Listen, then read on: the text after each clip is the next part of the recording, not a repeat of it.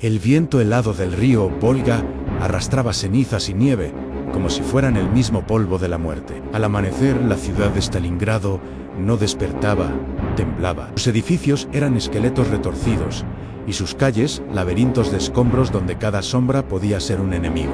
Era el año 1942, el poderoso ejército alemán, la Wehrmacht, avanzaba con la convicción de que aquella ciudad, a orillas del Volga, sería un trofeo más en su conquista de la Unión Soviética. Pero antes de continuar, no olvide suscribirse para seguir explorando los ecos del pasado.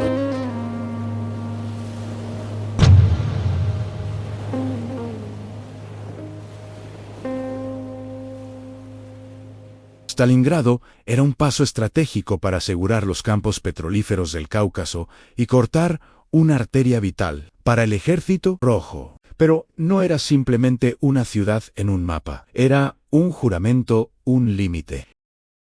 El punto donde una nación entera, al borde del colapso, decidió que no retrocedería ni un solo paso más. Lo que estaba a punto de ocurrir aquí cambiaría el curso de la Segunda Guerra Mundial y se convertiría en una de las batallas más sangrientas y aterradoras de la historia humana. Este es el infierno de hielo y acero de Stalingrado. Para entender la brutalidad de la batalla, primero hay que entender su escenario. Los primeros ataques aéreos masivos de la Luftwaffe convirtieron avenidas enteras en ruinas ardientes.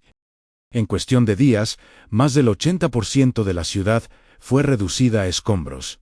Desde lejos, parecía un mar de llamas. Desde dentro, se había convertido en una trampa mortal. Los civiles, que no habían sido evacuados a tiempo, se mezclaron con los soldados, corriendo desesperadamente hacia posiciones improvisadas mientras el mundo se derrumbaba a su alrededor.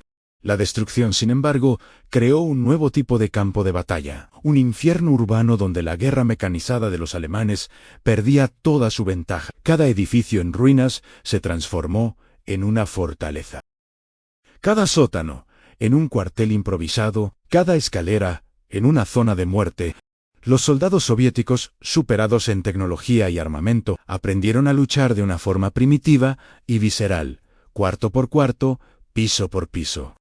Usaban rifles, pero también navajas, granadas, ladrillos o incluso sus propias manos. La doctrina soviética era simple y aterradora: abrazar al enemigo. Luchar tan cerca de él que su artillería y su fuerza aérea no pudieran intervenir sin matar a sus propios hombres. Los soldados alemanes, acostumbrados a las rápidas victorias de la Blitzkrieg en los campos abiertos de Europa, se encontraron atrapados en lo que ellos mismos bautizaron como Rattenkrieg, la guerra de ratas, un nombre que describía a la perfección la naturaleza claustrofóbica y salvaje de la lucha. Nada era claro ni limpio. Un día, una unidad alemana lograba conquistar un piso de un edificio de apartamentos. Al día siguiente, los defensores rusos emergían de un agujero en la pared o de las alcantarillas para retomarlo en un feroz contraataque. Nadie dormía de verdad. Nadie sabía con certeza quién tenía el control de la ciudad, porque el control se medía en metros, no en kilómetros.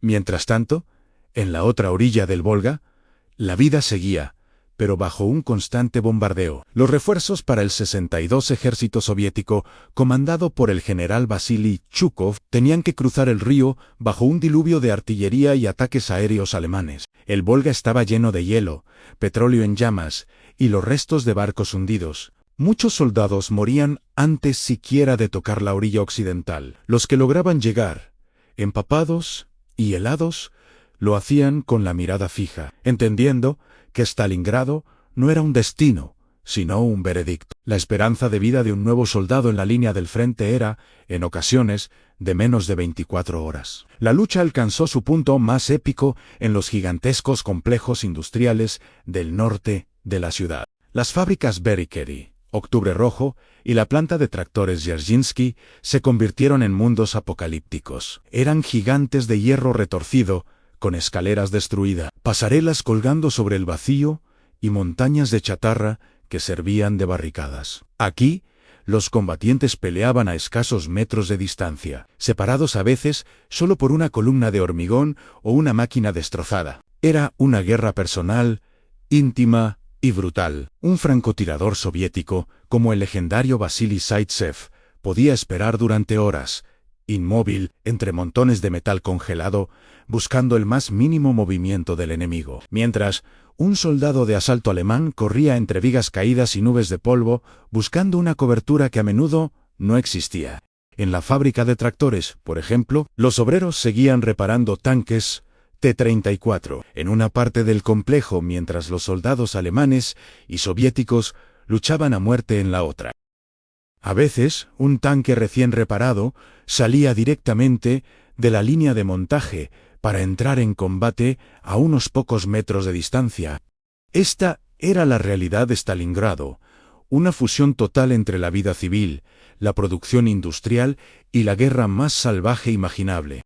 Y entonces, cuando parecía que la ciudad finalmente caería, llegó el invierno. No un invierno cualquiera, sino el invierno ruso, cruel, absoluto e indiferente tanto a alemanes como a soviéticos. Las temperaturas cayeron en picado, llegando a 30 o 40 grados bajo cero. Para los alemanes, mal equipados para un frío tan extremo, fue una catástrofe, y sus cuerpos, debilitados por la malnutrición y el combate constante, empezaron a sucumbir al congelamiento y las enfermedades.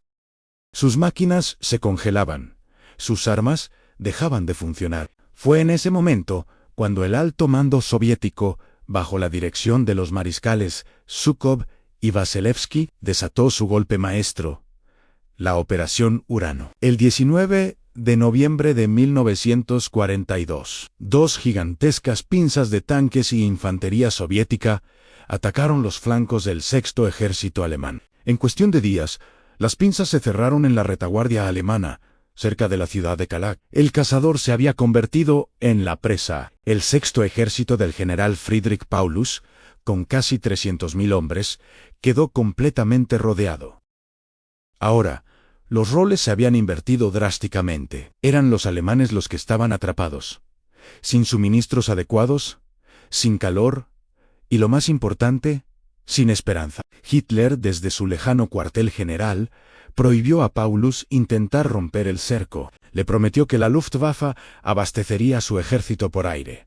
Una promesa imposible de cumplir. El puente aéreo fue un fracaso desastroso, y los hombres, atrapados en la bolsa, conocida como el Kessel o caldero, empezaron a morir de hambre y de frío. En los búnkeres improvisados, los oficiales alemanes observaban mapas que ya no tenían ningún sentido, mientras sus soldados se comían los últimos caballos y luego cualquier cosa que pudieran encontrar. Afuera, la estepa blanca se cubrió de cadáveres congelados en la misma posición en la que cayeron. El Ejército Rojo, mientras tanto, avanzaba de manera lenta, metódica y silenciosa. Sabían que la victoria ya estaba sellada, pero la ciudad no dejaba de cobrar vidas. Cada casa en ruinas podía ocultar una ametralladora, cada sótano una trampa mortal. Cada metro de avance seguía costando sangre. Finalmente, el 31 de enero de 1943, los restos del Sexto Ejército comenzaron a rendirse. El mariscal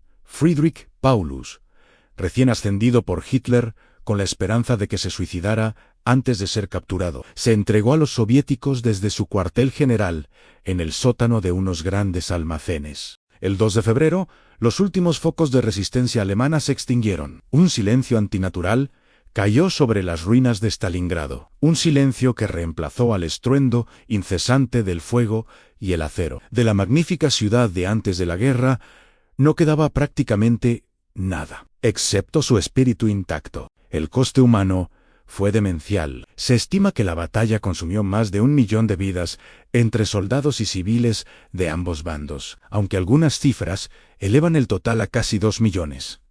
Stalingrado fue mucho más que una batalla. Fue el punto de quiebre de la Segunda Guerra Mundial en el frente oriental. El mito de la invencibilidad alemana se hizo añicos para siempre en sus calles destrozadas. Hoy, la ciudad se llama Volgogrado, pero el nombre de Stalingrado resuena en la historia como un símbolo terrible del sufrimiento humano, pero también como una demostración de resistencia que desafía todos los límites imaginables. Esta batalla no fue ganada simplemente por la fuerza de las armas. o la estrategia, sino por la pura y obstinada determinación de una ciudad que prefirió desmoronarse antes que rendirse. Y, sobre todo, por aquellos que lucharon en su infierno de hielo y acero, sabiendo que su sacrificio ya era, para siempre, parte de la historia. Gracias por acompañarnos en este viaje al corazón de una de las batallas más decisivas de la historia. Si te ha gustado este video, no olvides darle a like, suscribirte y activar la campanita para no perderte nuestro próximo contenido. Hasta la próxima.